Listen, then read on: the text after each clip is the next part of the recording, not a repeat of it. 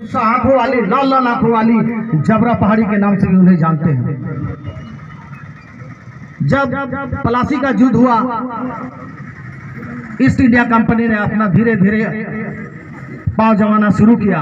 इसके बाद बक्सर की लड़ाई और इलाहाबाद संधि के बाद झारखंड की धरती और यहाँ के जो महाजन राजा थे ईस्ट इंडिया कंपनी के साथ संधि किए और उन्होंने यहाँ भूमियों में और लगान लेना शुरू कर दिया और उनका अत्याचार धीरे धीरे बढ़ते रहा। जब बंगाल में भीषण अकाल पड़ी 1770-71 में, तो बाबा तिलका मांझी अंग्रेजों के खजाने को लूटकर रॉबिन हुड की तरह गरीबों में, वहां के लोगों में बांट दिया करते थे। और तो और जब अंग्रेजों का अत्याचार बढ़ते गया तो उन्होंने अपने लोगों को एकत्रित करना शुरू किया और गोरिल्ला युद्ध के लिए पारंगत किया। छुप कर कैसे वार किया जाता है, तीर से कैसे निशाना बनाया जाता है, गुलाल से कैसे निशाना बनाया जाता है, सभी को पारंगत किया। और हजारों की संख्या में उन्होंने ऐलान कर दिया राजमहल की पहाड़ियों में कि हम अपने जमीन को जब खुद बनाए हैं जंगल काट कर, तो हम क्यों आपको लगान दें। इस धरती के पुत्र हम हैं, इस जमीन में हमारा अधिकार है, तो तुम कौन होते हो हमसे लगान वसूलने वाले। मगर अंग्रेजों, उनके बाद उन्हें लगा कि नहीं, तिलका मांझी को धीरे धीरे उनका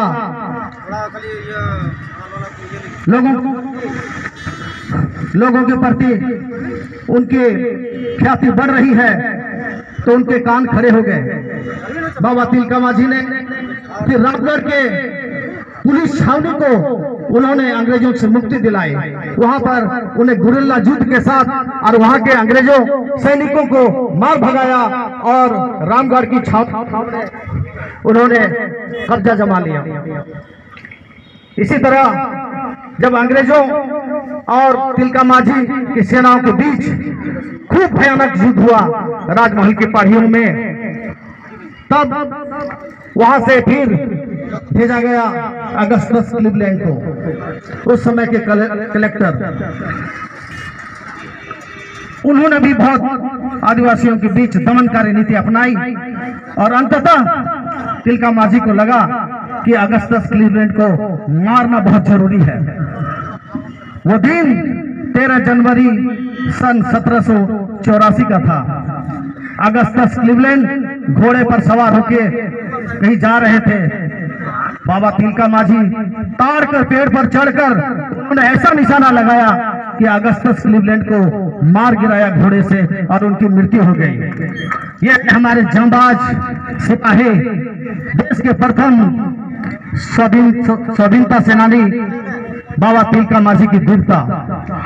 इसके बाद तो जैसे अंग्रेजों के बीच में खलबली मच गई। उन्होंने इसे पकड़ने के लिए इनाम रखा, उन्होंने इन्हें पकड़ने के लिए बहुत सारे गुप्तचर रखे, उनके लोगों को खरीदने की बहुत सारी कोशिशें की।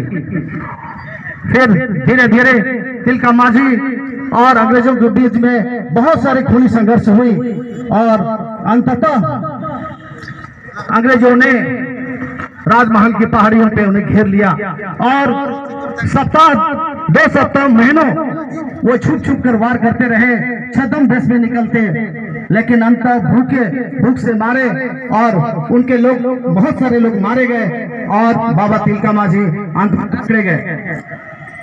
पकड़ने के पश्चात बाबा तिलका मांझी ने कभी उनकी अंग्रेजों की गुलामी नहीं सही। फिर अंग्रेजों ने उन्हें घोड़े बांधकर, पूंछ पर बांधकर घसीटते हुए सुल्तानगंज से भागलपुर तक उन्हें घसीटते हुए ले गए।